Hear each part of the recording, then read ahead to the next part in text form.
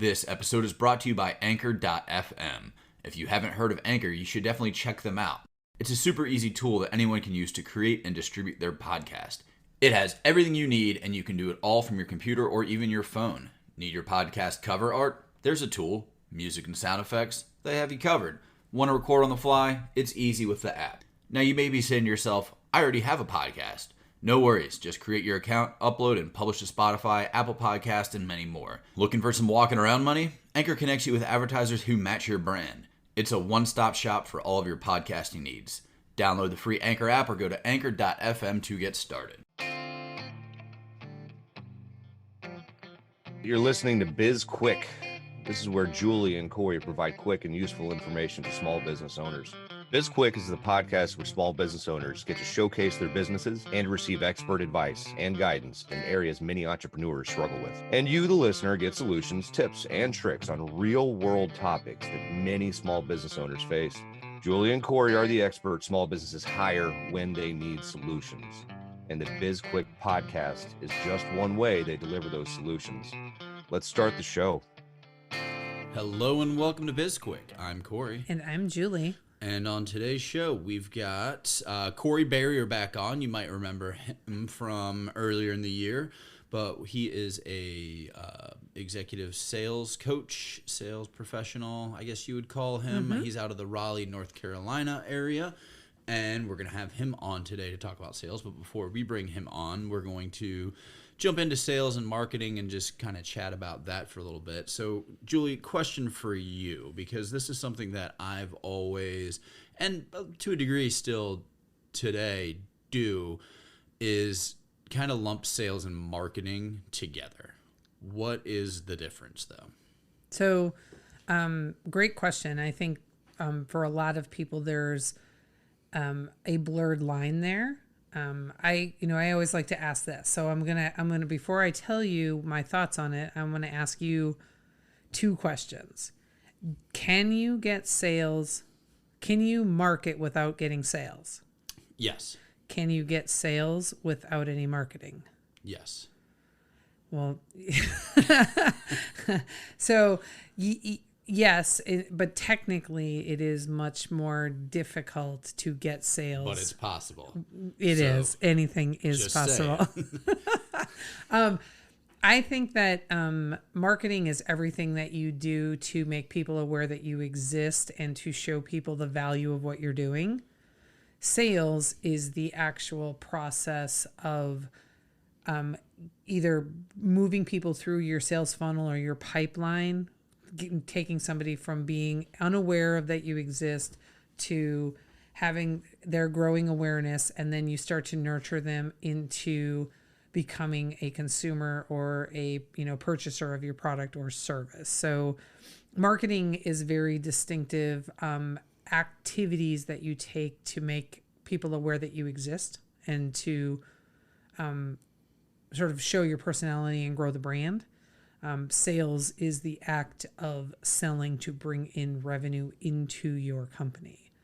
So then I guess the question comes up for a lot of people is where to spend their money in sales efforts, marketing efforts, what's a good combination, that type of stuff, because everybody always talks about sales being the heart of the company, because right. Obviously that's where the money comes from. So it's important that every department, every person in the company supports the sales team in some way, shape, or form. Yeah.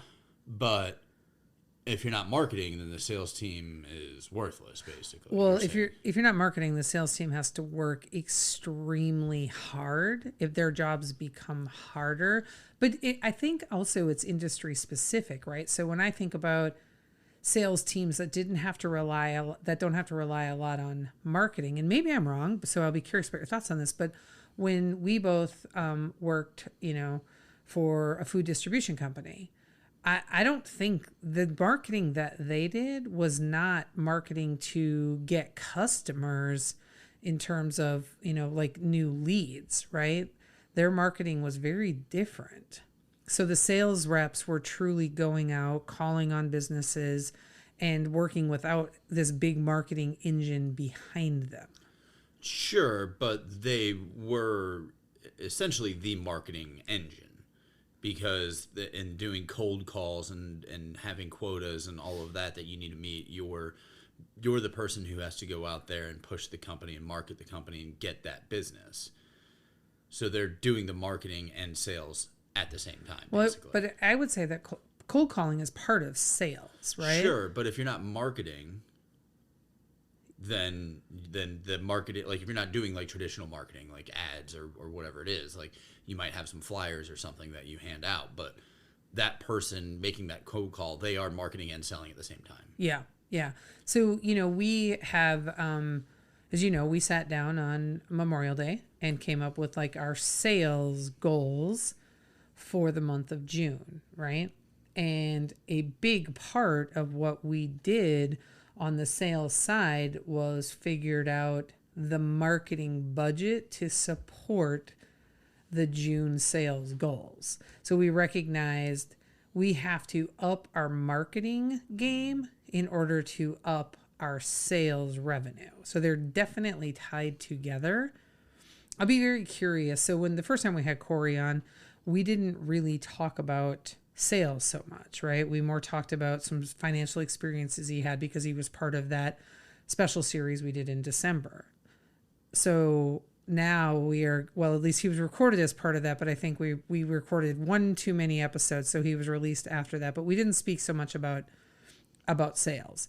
So this time we're going to be very focused on sales and his process, and I'll be very curious to hear his thoughts on what he does with his clients with respect to marketing, if anything, or if he's strictly focused on sales process and getting people into these consistent, repeatable behaviors to help them build the sales machine, because that consistency is so important in sales, but it's also super important in marketing. Yeah, and that's interesting, and I don't even know if that's a part of this conversation, and we're going to have to bring Corey on here in just a second, but the whole, like, because there's so many different ways that you can market, like back to the original question where it's the question you had for me, which is, can you sell without marketing? And I said yes, and whatever, but I mean, maybe marketing's a part of sales, but one of the things, and again, this is probably a different podcast that we'll need to jump into, is how do you factor in like customers, word of mouth into marketing, because that could be a huge part of your marketing strategy, but you don't really have any control over that. But that's a whole other conversation. Right. And that's like, ideally you want that organic word of mouth referral type of growth. Yeah. That's the best kind to have, because you don't have to pay for it. Exactly. Yeah. All right. Well, I guess we should probably break and bring Corey in. Yep. All right, let's do it. We wanted to take a quick break to tell you about our newest course called Time Bomb. If you're ready to take control of your calendar, this course is for you. We guide you through all the steps you need to understand where you're spending your time, what your time is worth, and how to build out your days and weeks so that you can add more value to your business or just spend that time enjoying life. We have 3 options for you: the course, a bundle which includes products designed to help you become more efficient with your time, and a boot camp where you'll get time in a small group setting to get the personalized help you need. Head on over to sbpace.com to learn more. Time Bomb. Take control of your calendar, gain control of your life. Welcome back. We've got Corey Berrier, the sales CEO, with us. Corey, it is nice to have you back on the show. Thanks for joining us again. You are welcome. What's up, guys? Good to see you. Good to see you too. We're looking forward to talking to you about sales because, this is going to, when this airs, it'll air in the month of June. And Corey and I just sat down yesterday. We sat down on Memorial Day and went through our sales goals for the month of June. And they are big. They are significant. And every one of them can map back to a marketing strategy. So we're really curious about the difference between sales and marketing. But I think before we dive into that, why don't you tell our listeners exactly what the sales CEO does? How do you help people? So, really plain and simple, I solve problems. And sometimes, Julie, those problems are, sometimes they vary. Usually I come in and work with small to medium-sized businesses with their sales team. And then what seems to happen, the pattern anyway, is that I do a really good job with the sales team and they move me to a different department. Maybe it's an inside sales, or maybe it's a call center, or maybe it is, well, that's pretty much it. Call center, inside sales, outside sales. And I also typically work with the business owner as well. Okay, and so how do you? What's a typical? Let's say I was going to call you because I needed help with sales. What's the typical symptom that I'm displaying that will tell you, like, okay, I know what the problem is that you're having, and it really has more to do with your process than it does with your ability to close, or maybe your offer is bad or something. Like, how do you diagnose? So I asked a really good question, and I keep asking questions until I figure out exactly what the pain point is. And for those people that are listening that maybe don't understand what I mean by pain point, just think about when you go to the doctor. The doctor asks you a litany of questions before they write you a prescription. I do the exact same thing, except for I don't physically write a prescription other than I send them an agreement. I think that answers your question, right? 100%. Yeah, but I guess like the question that I would have then is, in my mind, the majority of people who probably come to you, and if we're going to use the doctor analogy as well, is they're coming in and they're saying, hey, I'm hurt. Hey, I want to make money. How do I do this? I mean, is that how the conversation starts? Like, is that how people approach you? I mean, what does that engagement look like? Well, it could be. So that's a great question. And yes, I knew there was another part of that I should have answered. So typically when someone comes to me, they either, the sales team, the numbers are down, or they have a culture issue, or both. And lots of times, if I'm being totally transparent, they don't know that it's a culture issue. They think it's just that their guys are not selling, or girls, whichever.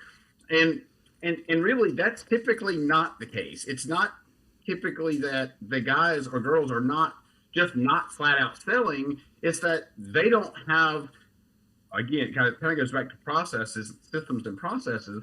They don't have those in place. Or if they do have them in place, their team isn't following them.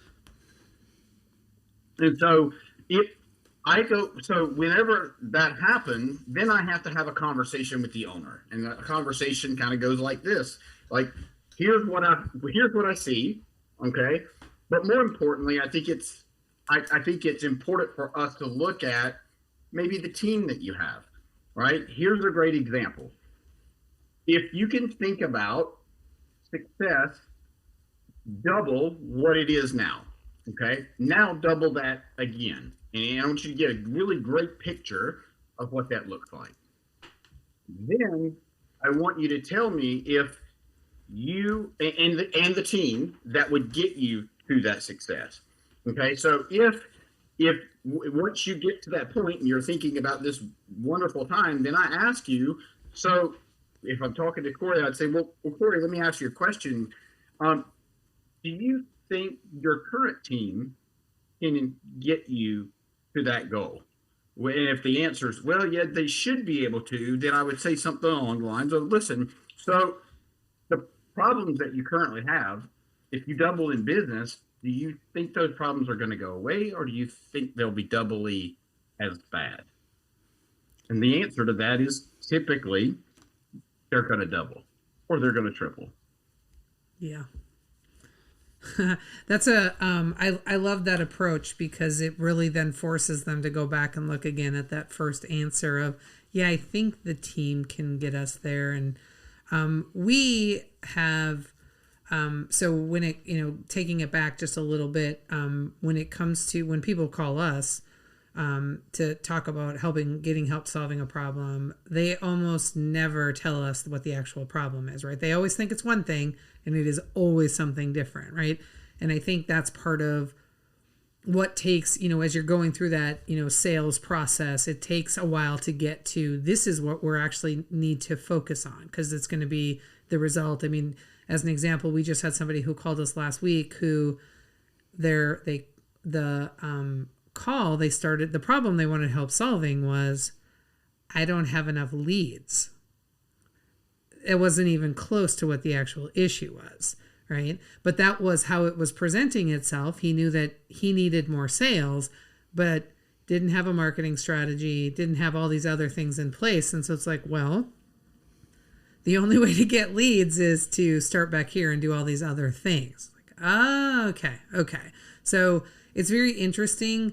Like people, my knee hurts, right? My knee hurts. You go to the doctor, and then the doctor does all these, tests and asks all these questions and poking and prodding and realizes it's not really your knee that's bad. It's your ankle or it's your hip, right? It's just presenting itself in your knee. And that's basically what you have to diagnose your way through it. Yeah, and that's something that I figured out, like real life example. Like I've always had kind of like a lower back pain in the right side of my back, and finally, after however long, traced it back to my left hamstring is always tight, and then if I just stretched that out a little bit, every day, magically the back pain went away. But you would never think that. You're like, oh, the back's the problem. It's like, no, your body's overcompensating and all of that. And so that will, I didn't even mean to do this, but good segue into the next question. Knowing that, in business, it's everything's connected. So we were talking about how marketing and sales are, to me, and in my mind, they still kind of are the same thing, or not the same thing, but they exist in the same world. Like they should. And so that's, I guess, like your approach, like from the sales CEO approach, like, are you working with people with marketing, or like how does that work? It is both. And so initially I come in as, the person that's going to help change their sales problem. And if it is a marketing problem, for me, I've very much so like you guys, I've aligned myself with people that can fix those marketing problems. And I've educated myself enough to where I can say, okay, if it's not X, then it must be Y. I don't have all the answers to your marketing issues, but I have somebody that does have all the answers, and I'm happy to bring them in on our next session to diagnose what's going on with your marketing. So because marketing drives sales, and to tie this right together with the knee analogy, everything's connected. In the human body, every single part of you is connected in some shape, form, or fashion, and your business should be the same. Yeah. I have a question for you related to sort of when you're listening, like things that you're listening for. So I'm gonna talk a little bit about Clubhouse, right? So we knew each other before Clubhouse became a big thing, right? Because we're both in Arate together. But Clubhouse definitely fast-tracked our friendship, right? So when you are you run a room, I know things have changed a little bit. I just took a 30-day hiatus from Clubhouse, but I'll be back. You were running a room 7 days a week at 8 p.m. for 7-figure sales, right? Where we talked about a lot of different things in that room. But I'm curious, what sort of things do you listen for? What sort of phrases, keywords, questions, types of things tip you off that somebody needs your service versus somebody would be more fall into the realm of where Corey and I could help them? So, great question. And so I look for things that I've struggled with. I look for things that I needed somebody for. And when I hear those things so here's an example. When I first started my business coaching practice, I didn't really know what I wanted to coach on because I was thinking about what I wanted to coach on, not what I could coach the best on. And so I kept going through all these different things, mindset, all these things that I really still work on, indirectly. I just don't say that it's mindset, so to speak. And so, does that make sense a little bit? It does. Yep. Okay. So I look for people that ask questions that are easy for me to answer, and if I can hear the lack of confidence in their voice, that's also a pretty big indicator, because let's just be honest, if you don't have self-confidence, you're probably not going to do great in business, because nobody wants to buy from somebody that's not confident. They just don't.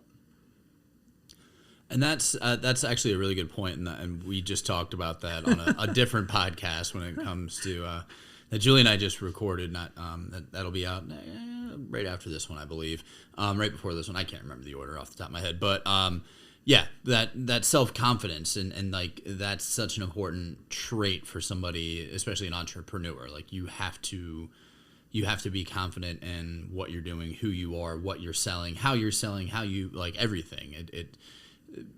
And it's tough, especially for people who might just be starting off, or if they like branching into a new territory, new sales line, or whatever it is. But you still like you. As much as I hate to say, you kind of have to fake it till you make it. Like you have to act like you're an expert until you actually are that expert. Yeah, I know that I've shared this story with you before, Corey. But when Corey and I started SB Pace, I don't think we even really thought about the fact that we would need somebody to focus on sales for probably the first 8 months. Right? It never occurred to us that we would need a salesperson. I hope it wasn't 8 months. Well, it might have been before we were like, well, maybe, I don't know. It was, yeah. It definitely wasn't an immediate thing. But I think, when you were, as you know, you're a solopreneur, right? It's just you, a sales CEO, right? So, SB Pace, it's just me and Corey. And so you're doing a lot of things. You're either bringing in people to support you with, contract work or partnerships, or, hey, if you help me with marketing, I'll help you with sales, or whatever that looks like. Or you're doing it all yourself, right? So me stepping into sales, I, in a million years, never envisioned that I would be a salesperson. I know I have told this story before. The only job I had in sales before working, running SB Pace with Corey was that I sold cars, and I worked for a car dealership for like 97 days and didn't sell a single car, didn't even have a lead. And I thought, this isn't for me, and I'm never going to do this again. And, it's 25 years before I tried it again in SB Pace. And I was really nervous at first, right? So my question to you is, when you are a very small operation, right? 5 or less people, does every business need somebody focused on sales? And if yes, what does that look like if you can't have a dedicated person? I would say if you can't have a dedicated person, if you think about, especially the folks that are listening to this right now, go back to the doctor analogy, right? That is really an easy way to diagnose problems for people. If you think about it in a sense that unless you give me all the information, I can't give you a diagnosis. That's sales, right? And I know, Julie, you don't have kids. Corey, I don't know if you do or not. I don't think you do. But if you, not you all together, if you all, either, I suppose, together or separately or whatever, ever have kids, then you will understand really quickly that you have to be a salesperson to get the kid to do shit. And that's just all, that's all there is to it. Think about it. If you got, or a niece or a nephew, I'm sure you've got at least one of those. And imagine trying to get that niece or nephew to have eat their greens, which we all know that's a challenge for a lot of kids. You have to be able to convince and negotiate with them in order to get the outcome that you're looking for. It's no different. The other thing is, I believe that if you don't have sales in your business, I don't know how you make money, because, sales is you're getting money for your product or your service. So if you don't know how to sell, and listen, a lot of people don't identify as salespeople. It's just the truth, because there's such a negative stigma with it. And the deal is this: I believe that most people want the best for their customers or their clients. I don't think people are out to swindle you. Are there some people out there? I'm sure there are. I don't really run across them. Or if I do, maybe I got swindled by them and I don't know it yet. But I really do believe that people just have this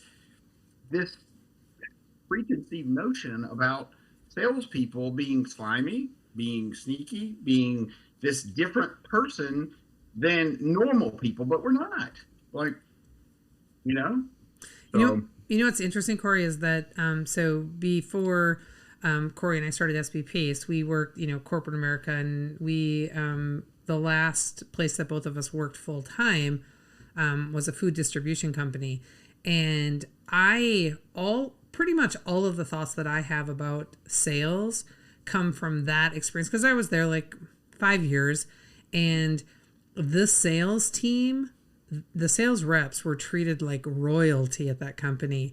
And it was fun, right? They did so many fun things for the sales reps, and they were so competitive in terms of like going out and getting sales. And you could tell when it was the end of the month or the end of the quarter, and people were hustling, and they went above and beyond for the sales. And really, that was the first time in my life where I had heard over and over and over again, everyone supports sales. Everyone supports sales. And we talk about that at SB Pace all the time. Everything supports sales.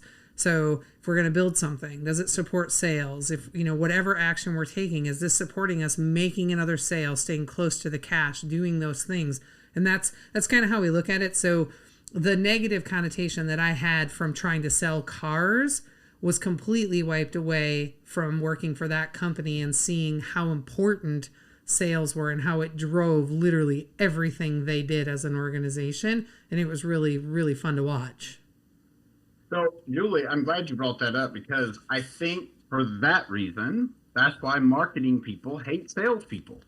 And that's why salespeople, maybe salespeople hate the marketing people because the marketing people hate them. I don't know. But if you think about it, if you give one team like special treatment, which is kind of what it sounds like, and this happens a lot in business. People do value the salespeople more than they do the rest of the organization, but the salespeople are just like the guy that unlocks the door in the morning. If the door doesn't get unlocked, nobody can come in and do business. Sales, if you don't sell anything, you can't have a business. So I think you should treat your salespeople great, but I also think you should treat your marketing people great, because they're driving the sale. Yeah, agreement. Well, I think we have to wrap. This went fast. It's great. I still have like a million questions, so you might have to come back on again. But tell our listeners how they can find you, and if there's, anything you want to let people know about, please let them know. Sure. So you can find me at CoreyBerrier.com, and then all my socials are at Corey Berrier. You can find me there, and I do have some things coming up. I can't mention it quite yet because things are not in place, but I'm super excited about it. Secret stuff? Is it secret stuff? It's secret for the podcast. I can't wait to hear about it. I'm sure it's going to be amazing. Yeah. Well, thank you, Corey, for being on the show, and thank you to our listeners. As always, you can find everything that you need to know about Corey or our podcast in our show notes. Yeah, and you can connect with us on social media. We're on LinkedIn, we're on the Twitter, Instagram, and Facebook, and we have a YouTube channel which you should already be subscribed to. Also, you can reach us on sbpace.com. Don't forget to subscribe to our podcast, like us, and give us a review. We appreciate all the feedback that you might have about this podcast. Yeah, and you can reach out about topics if there's something you're interested in hearing more about. Or, hey, if you guys want us to bring Corey Berrier back on to talk about sales again, let us know. We'll do it. We'll force him to come back on. He'll do it for us. We'll make him. We have a book. It's a #1 bestseller on Amazon. It comes with a digital workbook, and it's called Seriously Now What? A Small Business Guide to Disaster Preparedness. And if you've already bought it and read it, give us a review. Even if you didn't read it, give us a review. Yeah, we'll just take them all. Anything. That's fine. But that's it for today. I'm Corey. And I'm Julie. And this was BizQuik, helping small businesses across America.